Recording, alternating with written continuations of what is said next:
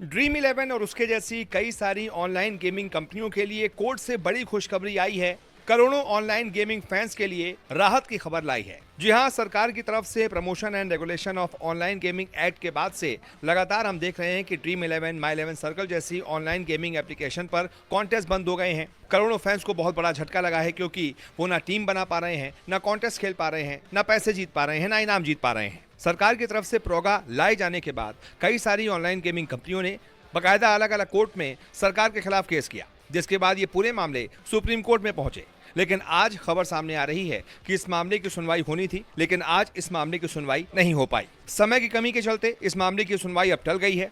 ऐसे में खबर आ रही है कि अब फरवरी यानी कि अगले महीने इस पूरे मामले की सुनवाई कोर्ट में हो सकती है। चीफ जस्टिस ऑफ इंडिया फरवरी में शॉर्ट डेट पर मामला सुनने को राजी हो गए हैं।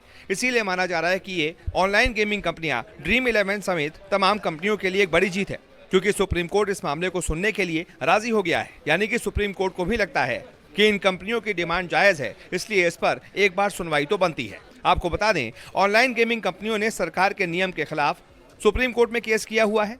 प्रोगा 2025 यानी कि promotion and regulation of online gaming act 2025 के खिलाफ ये केस किया हुआ है। ऐसे में फरवरी में इस केस की सुनवाई होगी। देखना दिलचस्प होगा कि इस मामले पर किसकी जीत होती है, किसकी हार होती है। ऐसे में अगर कोर्ट ये मानता है कि सरकार की तरफ से बहुत जल्दबाजी में इस एक्ट को लागू किया गया, कंपनियों को इससे बहुत ज्यादा नुकसान हुआ है, कंपनियों को तैयारियों के लिए समय दिया नहीं गया, तो ऐसे में सुप्रीम कोर्ट इस मामले पर कंपनियों के फेवर में भी फैसला सुना सकता है।